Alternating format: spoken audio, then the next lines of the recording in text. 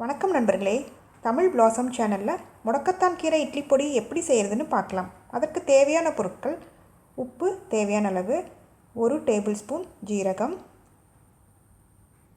1/4 cup கடலைப்பருப்பு, 1/2 cup கருப்புளுந்து, பாசிப்பயிறு 1 table spoon, மிளகு 1 டேபிள் ஸ்பூன், 10 வரமிளகா, 10 பூண்டு பல், 1/4 டீஸ்பூன் பெருங்காயத்தூள். முடக்கத்தான் கீரை 2 கப்பு, புளி சின்ன எலுமிச்சம்பழ சைஸு.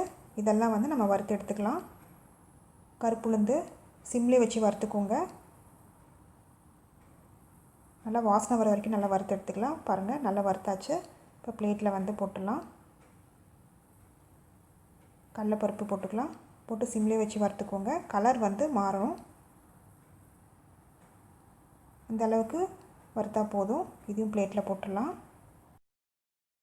பாசிப்பருப்பு போட்டு சிம்லேயே வச்சு நல்லா வறுத்துக்கலாம். இது நான் முளைக்கட்டி வெயிலில் காய வச்சு எடுத்து வச்சுருக்கேன். பாருங்கள், நல்லா வறுத்தாச்சு. இப்போ இதையும் பிளேட்டில் போட்டுடலாம். ஜீரகம் சிம்லேயே வச்சு நல்லா வறுத்துக்கோங்க, வாசனை வர வரைக்கும். பாருங்கள், வாசனை வந்துருச்சு. இப்போ இதையும் பிளேட்டில் போட்டுடலாம். மிளகு இது சிம்லேயே வச்சு வறுத்துக்கோங்க. இப்போ வறுத்தாச்சு. இதையும் பிளேட்டில் போட்டுடலாம். பெருங்காயத்தூள், உப்பில் தண்ணி இருக்குங்கிறனால நம்ம இது வறுத்து எடுத்துக்கலாம். அப்போ தான் இட்லி பொடியில் பூச்சி வராது சீக்கிரம். இப்போ நல்லா வறுத்தாச்சு. இதையும் பிளேட்டில் போட்டுடலாம். இப்போ கொஞ்சமாக எண்ணெய் ஊற்றிக்கலாம். பூண்டு வறுக்கிறதுக்கு. பூண்டு கொஞ்சம் கலர் மாறணும், அது வரைக்கும் நல்லா வறுத்துக்கலாம்.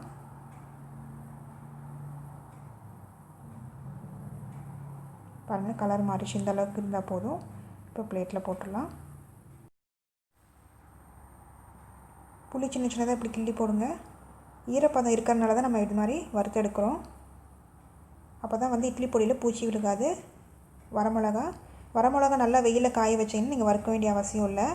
நம்ம இட்லி பொடி அரைக்கிறப்போ பூச்சி விழாமல் இருக்கிறதுக்கு தான் நம்ம எல்லாத்தையும் வறுத்து எடுக்கிறோம். பாருங்கள், வறுத்தாச்சு. இதையும் பிளேட்டில் போட்டுடலாம்.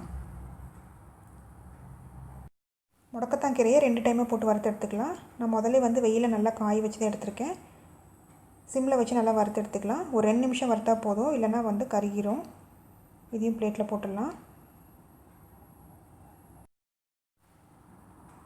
மிச்சம் இருக்கிற முடக்கத்தான் கீரையும் போட்டு 2 நிமிஷம் இப்படி வறுத்து எடுத்துக்கலாம்.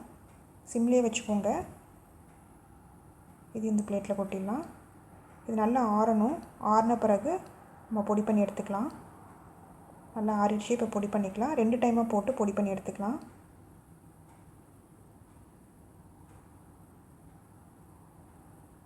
நல்லா நைஸாக அரைச்சாச்சு பாருங்கள். இப்போ பிளேட்டில் போட்டுடலாம்.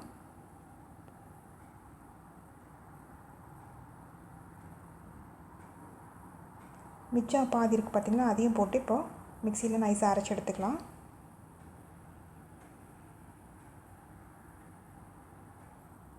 பாருங்கள், நைஸாக அரைச்சாச்சு. முதல்ல அரைச்ச பொடியும் இதில் சேர்த்து மிக்சியில் ஒரு சுற்றி எடுத்துக்கலாம். நல்லா சுற்றி எடுத்தாச்சு. இது பிளேட்டில் போட்டு ஆற வச்சுக்கலாம். ஆறின பிறகு தான் நம்ம ஏர்டைட் கண்டெய்னர் பாக்ஸில் போட்டு வைக்கணும், இல்லைனா பூச்சி வந்துடும். சுவையான முடக்கத்தான் கீரை இட்லி பொடி ரெடி ஆயிடுச்சு. இந்த ரெசிபியை செஞ்சு பார்த்துட்டு உங்களோட கமெண்ட்ஸ் என்னன்னு சொல்லுங்கள். பிடிச்சிருந்தால் லைக் பண்ணுங்கள், ஷேர் பண்ணுங்கள், சப்ஸ்கிரைப் பண்ணுங்கள்.